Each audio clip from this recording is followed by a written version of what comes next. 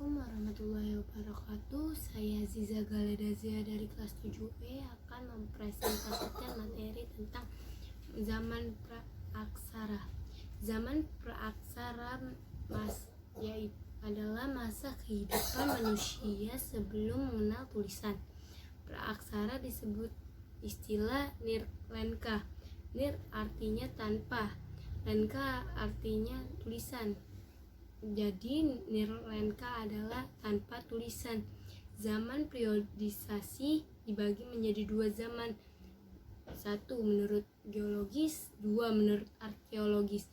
Menurut geologis adalah ilmu yang mempelajari bumi secara keseluruhan. Menurut geologis dibagi menjadi 4 periode. Zaman Azoikum berlangsung kira-kira selama 250-2500 juta tahun. Zaman ini bumi masih panas sehingga belum terdapat kehidupan. 2.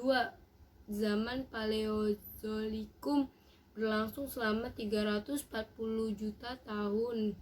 Zaman ini zaman primer karena makhluk hidup yang muncul seperti mikroorganisme.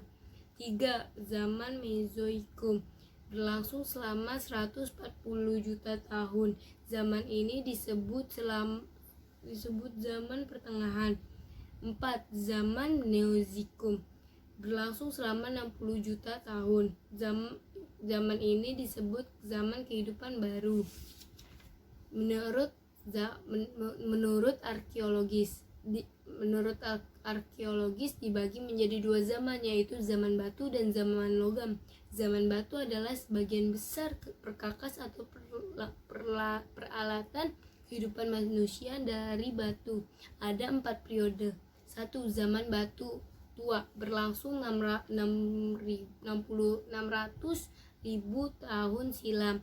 2. Zaman batu pertengahan berlangsung kurang lebih 200.000 tahun silam, 20.000 tahun silam. 3. Zaman batu muda berlangsung 1500 sebelum Masehi. 4. Zaman batu besar. 2. Zaman logam merupakan zaman perundingan berlangsung ketika manusia pada masa praaksara sudah dapat membuat peralatan dari logam. Zaman logam dibagi menjadi dua zaman, yaitu zaman perunggu dan zaman besi. Terima kasih.